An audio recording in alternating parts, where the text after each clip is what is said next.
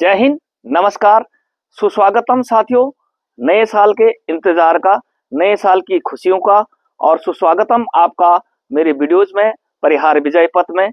क्योंकि नए साल 1 जनवरी 2026 से 8th सीपीसी लागू होगी। 18 महीने की रिपोर्ट के बाद जब भी उसकी रिपोर्ट आएगी तो 1 जनवरी 2026 से सभी सैन्य कर्मियों को और सीसीएस एम्प्लॉयर्स को उसका इंतजार रहेगा, फायदा होगा। तो चलिए, सबसे बड़ी बात, जैसे आपने बहुत बार देखा होगा कि पेंशन्स का फंड्स इस तरह से अलाउड हो रहा है, पेंशन का नाम सीपीसी के टर्म ऑफ रेफरेंस में नहीं है, ऐसा कुछ भी नहीं है।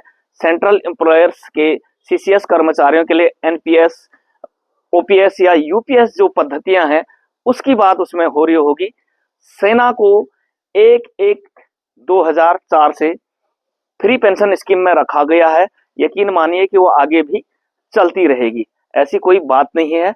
इसलिए अब मुख्य विषय पर आते हैं कि वास्तव में पेंशन के कारण जो हमें फ्री पेंशन मिलती है या जो मिलिट्री सर्विस पे मिलती है, उसके आधार पर हमें जब भी अपग्रेडेशन की बात आई तो इक्विवेलेंसी या parity with civil counterparts के साथ हमें किस प्रकार से ट्रीट किया जाता है या किस प्रकार की वहां पर दलीलें दी जाती हैं, उसी को देखने के लिए आज मैं 7th सीपीसी के पेज नंबर 121 और 122 की बात करूंगा, जिसका रेफरेंस है 6273, 6273 के रेफरेंस से बात करेंगे। दोस्तों, सिपाही को कांस्टेबल के इक्विवेलेंट रखा गया है, हवलदार को क्राफ्ट्समैन के साथ रखा गया था, लेकिन अब वो क्राफ्ट्समैन के साथ भी नहीं है। इसी प्रकार नायब सूबेदार साहब जो है वो असिस्टेंट सेक्शन ऑफिसर्स के साथ थे, अब वो असिस्टेंट ऑफिसर साहब से एक लेवल नीचे हैं। असिस्टेंट ऑफिसर्स जो हैं, असिस्टेंट सेक्शन ऑफिसर्स, वो सूबेदार के ग्रेड में यानी 4600 के ग्रेड में हैं। तो उसी की थोड़ा चर्चा करूंगा कि उसमें लिखा क्या है। आप संदर्भ को स्क्रीन पर भी पढ़ सकते हैं कि सिपाही और कांस्टेबल्स एक जैसे एजुकेशन की एंट्री से आते हैं, नंबर 1। नंबर 2, इसलिए भी अपग्रेड नहीं कर सकते हैं कि डिफेंस सेक्टर के कुछ रैंक ऐसे हैं जिनको अपने सामने वाले काउंटर पार्ट्स से अपग्रेड कर दिया गया है। तो एक ही सेक्टर के या अलग अलग सेक्टर के इक्विवेलेंसी नहीं हो सकती है। वो आपने हमने बताना है कि वो रैंक आखिर कौन थे जिनको अपने सिविल काउंटर पार्ट से ऊपर रखा गया। क्या सिपाही से जीसू तक कोई रैंक है?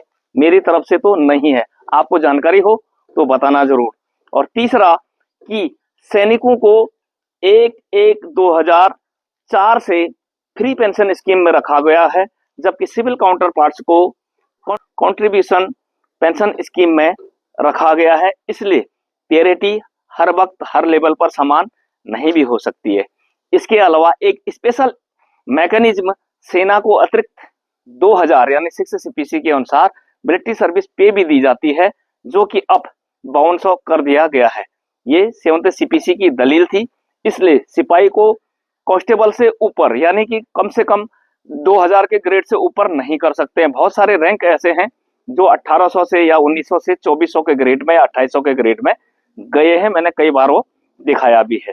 नायब सूबेदार को भी असिस्टेंट ऑफिसर्स के बराबर नहीं रख सकते हैं, क्योंकि 15 सितंबर 2006 को पे कमीशन लागू होने से पहले ही असिस्टेंट ऑफिसर्स को 4200 के ग्रेड से उठाकर 4600 के ग्रेड में कर दिया गया था।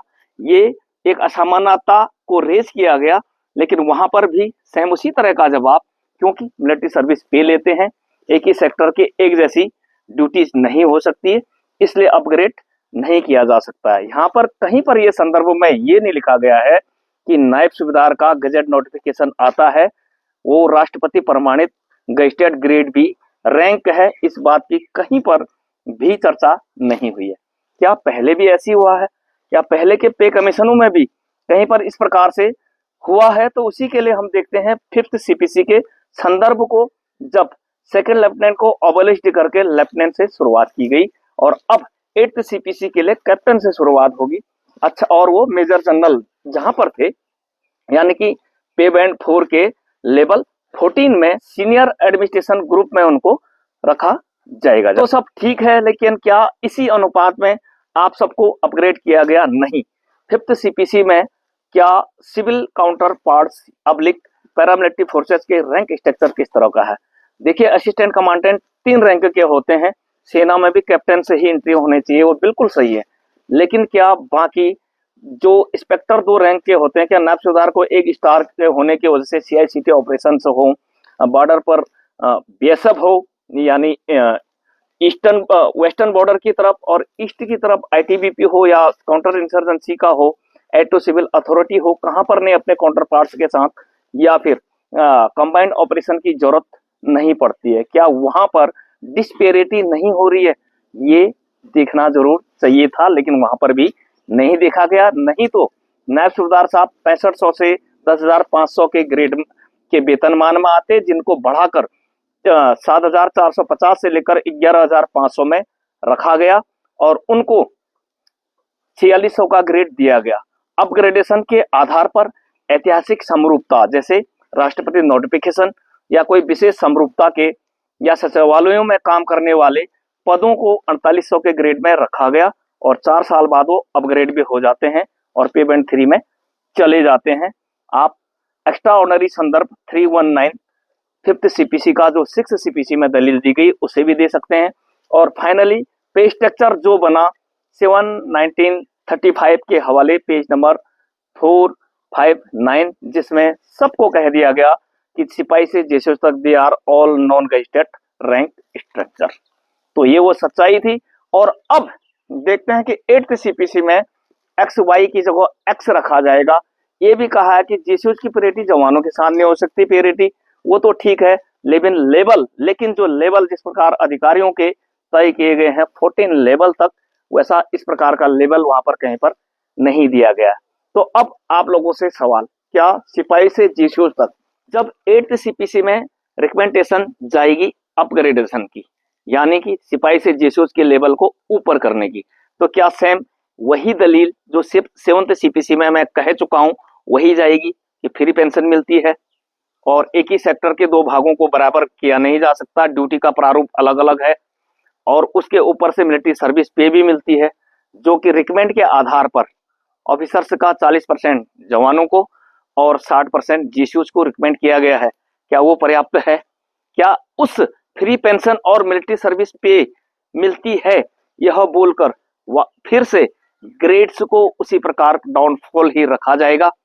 तो फिर कोई भी फैक्टर लगे, कोई भी कमीशन आए, कुछ अच्छा वेतन स्केल नहीं हो सकता है, क्योंकि बेसिक एज अच्छा होगा, अंतिम वेतन ठीक होगा, तभी पेंशन भी अच्छी होगी। इस संबंध में आप सभी की क्या राय है? आप कमेंट बॉक्स में अपनी राय जरूर दीजिएगा। नया साल के शुभ आगमन पर आप सभी का भविष्य उज्जवल हो। और जिस प्रकार से अधिकारियों को अपग्रेड की बात हो रही है और पहले भी किया गया है, इसी प्रकार क्या जेसीओ जवानों को 8th CPC में कोई सुनेगा? क्या अपग्रेड किया जाएगा? क्या जेसीओ पे बैंड 3 में आएंगे और पे बैंड 2 में जो लेवल वो छोड़ के ऊपर गए हैं वहां पर क्या नायक हवलदार आएंगे? इस प्रकार से क्या सबका अपग्रेडेशन होगा? तो इन चीजों का इंतजार आने वाले समय में रहेगा। इस सब संदर्भ में आप सभी की राय क्या है, कमेंट बॉक्स में जरूर दीजिएगा और बने रहें परिहार विजय पथ के साथ। जय हिंद, नमस्कार, वंदे मातरम।